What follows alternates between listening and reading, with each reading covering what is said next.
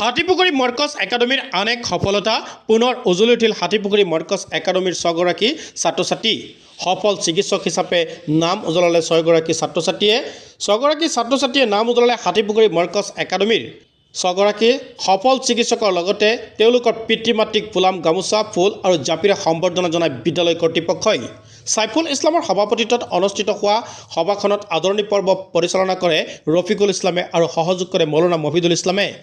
উত্তৰ নগাঁও জিলাৰ পুৰণি তথা নিৰ্ভৰযোগ্য শিক্ষানুষ্ঠান সামগুৰি বিধানসভা সমষ্টিৰ অন্তৰ্গত হাতীপুখুৰী মৰ্কজ একাডেমী আধুনিক শিক্ষাৰ লগতে আধ্যাত্মিক বিকাশৰে অৰ্থাৎ আধ্যাত্মিক শিক্ষাৰে সুশিক্ষিত কৰি ছাত্ৰ ছাত্ৰীসকলক প্ৰকৃত মানৱ সম্পদ হিচাপে গঢ় দিয়াই বিদ্যালয়খনৰ বিশেষ আকৰ্ষণ।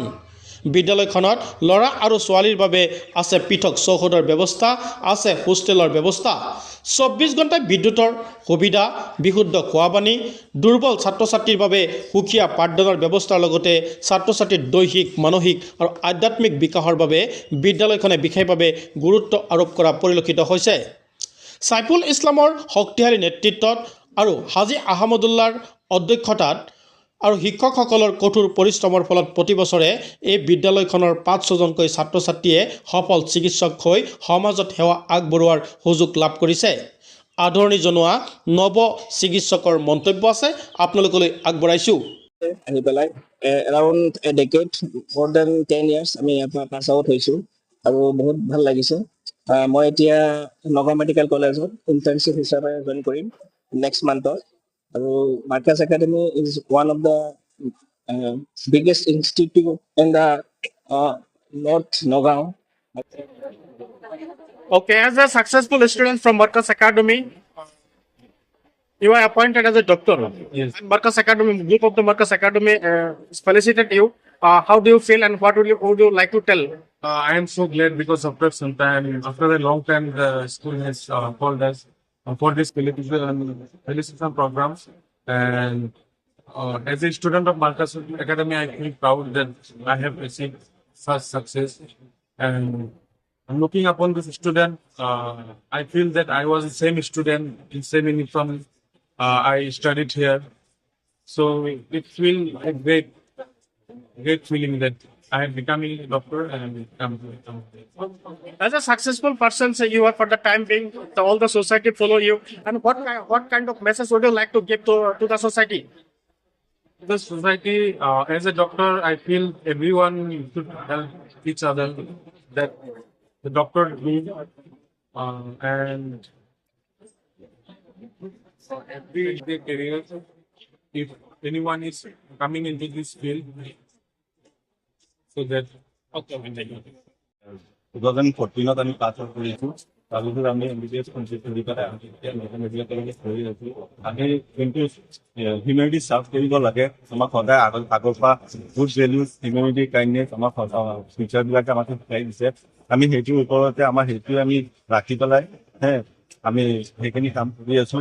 আৰু ভৱিষ্যতলৈ আমি ইমানখিনি কাম কৰি থাকোঁ আৰু মানুহৰ যাতে সহায় হয় সেইখিনি আমি কৰিব বিচাৰোঁ।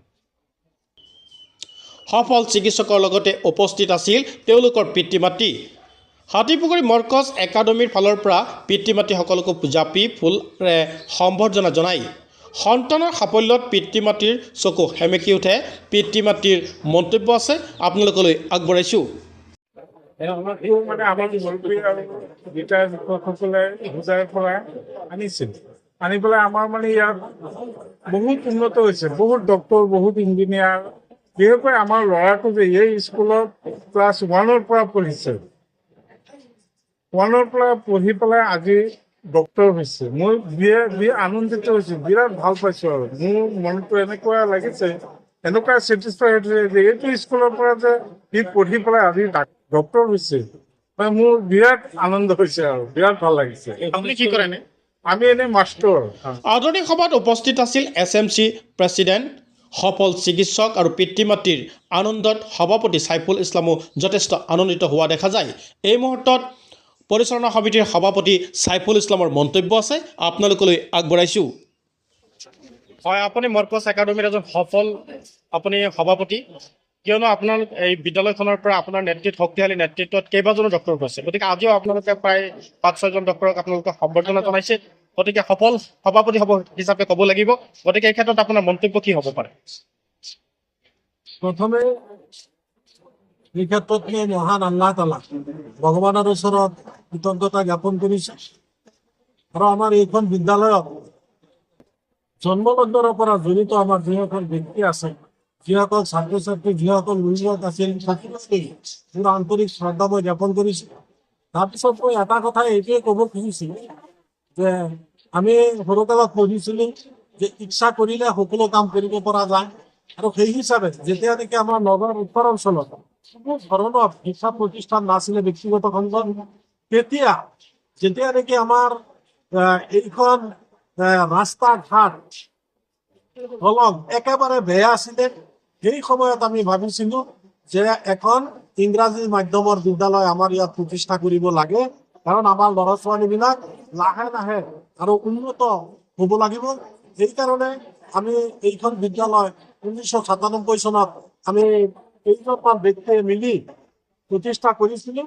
আৰু আজি আমাৰ এইখন বিদ্যালয়ৰ পৰা যেতিয়া ডক্টৰ, ইঞ্জিনিয়াৰ, প্ৰফেচৰ, বিভিন্ন শিক্ষক, ভাল চাকৰি ইত্যাদি পাই আছে আমাৰ এইখন বিদ্যালয়ৰ পৰা পঢ়ি, তেতিয়া আমাৰ মনটো ভাল লাগে।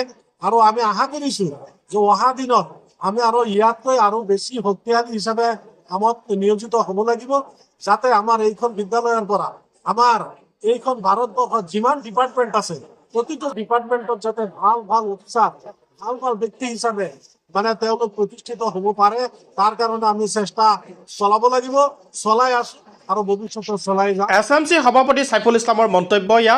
হাতীপুখুৰী মৰ্কজ একাডেমীৰ আজিৰ আদৰণি সভাত উপস্থিত আছিল হাতীপুখুৰী মৰ্কজ একাডেমীৰ পৰিচালনা কমিটিৰ সভাপতি চাইফুল ইছলাম। আৰু চাইফুল ইছলামে যথেষ্ট আনন্দিত হোৱা দেখা যায় এই আদৰণি সভাখনত উপস্থিত থাকি পেলাই। আৰু অনাগত দিনত হাতীপুখুৰী মৰ্কজ একাডেমীৰ উন্নয়নৰ হকে, এই সমাজখনৰ উন্নয়নৰ হকে কি ব্যৱস্থা গ্ৰহণ কৰিব তাকো এটি আভাস দিবলৈ চেষ্টা কৰে হাতীপুখুৰী মৰ্কজ একাডেমীৰ সভাপতি চাইফুল ইছলামে। এই মুহূৰ্তত আৰু এজন সফল অভিভাৱক আছে, তেখেতৰো পুত্ৰৰ আনন্দত নিজ চকুৰে প্ৰত্যক্ষ কৰি পেলাই কেনেকুৱা অনুভৱ হৈছে সেই সন্দৰ্ভত কিছু মন্তব্য আছে আপোনালোকলৈ আগবঢ়াইছোঁ। আৰু মৰ্কজ একাডেমীৰ তৰফৰ পৰা আপোনাক সম্বৰ্ধনা জনোৱা হৈছে। আপুনি কি ক'ব, কেনেকুৱা অনুভৱ কৰিছে? খুবেই ভাল লাগিছে। স্কুলখনত যেতিয়া মানে সৰু আছিলে 2008 চনত ইয়াতে এডমিশ্যন হৈছিলোঁ। ইয়াৰ পৰা মেট্ৰিক পাছ কৰিছে নগাঁও মফলি। বৰ্তমান নগাঁও কৰি আছে, ইণ্টাৰ্ণশ্বিপ চলি আছে। বহুত মানে স্মৰণীয় হৈ থাকিল আৰু ভৱিষ্যত উজ্জ্বল হওক তাকে কামনা কৰিছোঁ। ঠিক আছে, ধন্যবাদ।